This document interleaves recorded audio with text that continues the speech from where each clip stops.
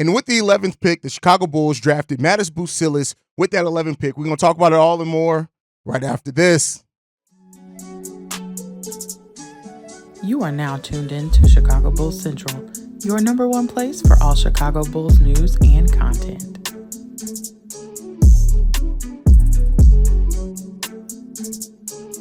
What's going on, Bulls fans? Welcome to another episode of Chicago Bulls Central, your number one spot for everything Chicago Bulls related. I'm the host here, Haize, but more importantly, let's get into this draft pick. The Chicago Bulls have made it official, drafting MAtas Buzelis with their 11th pick in the NBA draft, and this is a great upside pick by the Chicago Bulls. Buzelis was somebody who early in the draft process was looked at as a top 5 pick. As a matter of fact, coming into the night, most teams did have him still going in the top 5. Most mocks, I should say, had him going in the top 5. This is a guy who's drawn comparisons to Franz Wagner, a player that was drafted with a Bulls pick that many Bulls fans like. Yeah, the shooting splits in the G League weren't the best at only 27% from 3. But if you look at what he's been able to do in high school shooting the 3 ball, working with Peter Patton, I feel pretty confident of his ability to round out that 3-point game. He's a floor spacer. He has a great float game, is able to get there. He's a really good, well-rounded offensive player, and that's one of the best upsides of him. Tremendous upside as a shooter as well. His dribbling, step-back motions already, able to create separation in the mid-range and at the 3-point line as well. This is a guy who has great touch around the rim as well. This is a really good upside pick for the Chicago Bulls, somebody who can be a point forward at the next level. The question is, are the Bulls going to play him at the 3 or at the 4? What does this mean for DeMar DeRozan or Patrick Williams? A lot of those questions there, but he brings the savviness that you want to see from modern-day forwards. Needs to put on a little weight at being 6'8" with a 6'10" wingspan. 6'8" with a 16 wingspan, I think I said that right. At only 197 pounds, he's going to have to put on some weight at the NBA level. But overall, really good in transition. He runs the floor. We've talked about how this team is going younger and may want to play faster. He's going to be able to bring that. He understands how to hit shots on kickouts as well. And he's a really good team defender. His off-ball defense is extremely good, and he gives tremendous effort defensively as well, even on ball. He has to work on a little bit of that on-ball defense as well. He gets chased down blocks, and he also knows how to chain shots at the rim. So those are things that's really good with him. His ball handling needs a little bit of work, especially if he's going to be a point forward at the next level. And finishing around the rim when it's not in transition is going to need some work there. The float game, though, is something that he can at least rely on, at least initially right now. And like I said, that on-ball defense is going to be something he has to definitely work on, as well as strength in that aspect. But this is a really, really good player and a really great pickup, I think, by the Chicago Bulls. And it now brings some questions.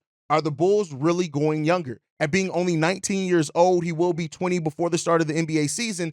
He still got the questions. You have now added a 21-year-old point guard in Josh Giddey. You've added now a 19-year-old, about to be 20-year-old wing or power forward. And so maybe keeping Patrick Williams, who's 22, about to turn 23. You still got Julian Phillips. You still got Dalen Terry, Ayo Kobe. The Bulls very well could go younger. Now, with not getting this pick, it means that the Bulls, at least as of right now, have not picked up a center in this draft. Doesn't mean that with a Zach LaVine trade or something crazy happening that they could get back in this draft and get a center. But as of right now, still looking at Nikola Vucevic, still looking at maybe Adama Sanogo. No true backup center unless they bet on Adama Sanogo to be that. So those questions still exist there. But at least for this pick and what they got, not worrying about the other holes on the team, the Bulls got a young player with tremendous upside that does have the upside of potentially being a star in this league. And even if it's not, doesn't reach that star, he can still be a damn good player. Like I said, the Franz Wagner comps are really good comps for a player like MAtas Buzelis. And with as many Bulls fans have talked about having Franz on this team, MAtas brings a lot of that for this team. And so I think that when you look at what he is, yeah, he's raw. Yeah, this prospect could take some time over time to work out that shooting, put on some weight, work on the defensive aspect of it. But I really enjoy this pick for the Chicago Bulls. And I think that considering he fell there, yeah, I had guys like Khalil Ware that I loved and things like that. But Buzelis brings everything as well as the mentality. And that's something that we don't talk about enough. He has that mentality of somebody that you know or think is going to put in all the work necessary to maximize on his potential. And hopefully the Bulls support that in the right way and we're able to get the most out of this pick to where we're looking back on this years down the road and saying the Bulls did one here with MAtas Buzelis. As far as me, I give this draft selection a solid B+ for the Chicago Bulls. The only thing stopping it from being an A is that it's not technically at a position of need, but theoretically, I guess it could be, especially if Zach and DeMar end up gone. this could absolutely end up being a position of need. It's just not the biggest position of need as of right now that the Chicago Bulls need it. But I love this pick. Let me know what you guys think on everything down below. Make sure you're following the show at Bull Central Pod. You can send us any feedback, questions, comments, concerns, bullcentralpod@gmail.com. And then lastly, if you want to leave a text message and our voicemail for the mailbag, the number to do so, 773-270-2799. We're the number one spot for everything Chicago Bulls related. That's thanks to you guys. And like I like to end every episode on, go Bulls. Love you guys. See you right if you can, y'all. Peace. This has been a presentation of the Break Media.